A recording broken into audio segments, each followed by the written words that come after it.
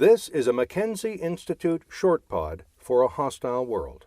My name is Alan Bonner. But what did I just eat?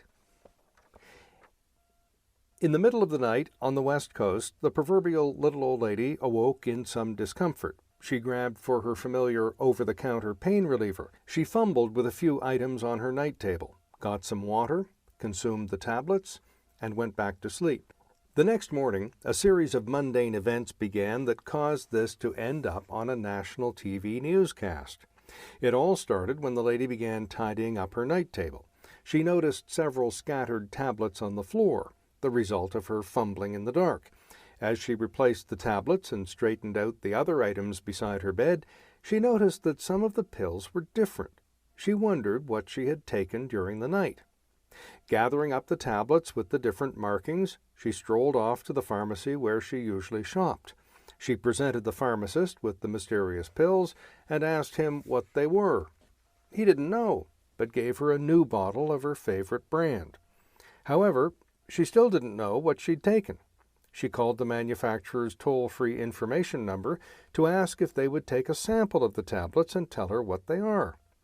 The company, my client, had two protocols in place to deal with inquiries like this.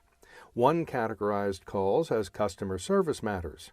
There was another set of protocols for a risk or crisis management matter. The person staffing the hotline put the woman's inquiry into the first category, so she received another new bottle of tablets. After about 10 days, the woman had 2 new bottles of pills for her trouble, but was no closer to an answer to her question of what she had taken in the middle of the night.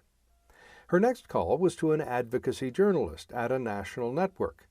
To the journalist, this story had all the elements needed to get on the air. The victim was a compelling witness. The story had a West Coast focus, which the Eastern networks like to balance all the political and economic stories that originate in the East. It was a classic David and Goliath tale. When the reporter called, the company was tight-lipped. Mystery is newsworthy. Best of all, this was about 15 years after the Tylenol poisoning case, in which 7 people died horrible deaths when someone tampered with that pain relief product. The journalist sent the pills to a lab for analysis. Then he made a stand-up broadcast from the company's headquarters. His script spoke compassionately about the woman's fears and indignity over the company's lack of response to her and to him. He also created a sense of drama and mystery about what might have been in the bottle, and by inference, what might be in millions of bottles in the marketplace. In the end, the crusading journalist accomplished his appointed task. The punchline of his dramatic item involved telling the woman that the mystery pills were a generic, differently marked tablet with the same ingredients. Most probably she had mixed up the contents of her own bottles and hadn't noticed. In the end, the woman got her answer and free tablets. The journalist got a good item in which he was seen as a catalyst for positive results. The viewers were entertained with a short dramatic story. The only loser was the multinational company with 100 years of brand equity at stake. It was operating against generic over-the-counter products without patent protection. So the main thing it was selling in the marketplace was brand recognition, brand equity, quality control, reputation, and the sum of its marketing efforts over 10 decades. That seems worth protecting.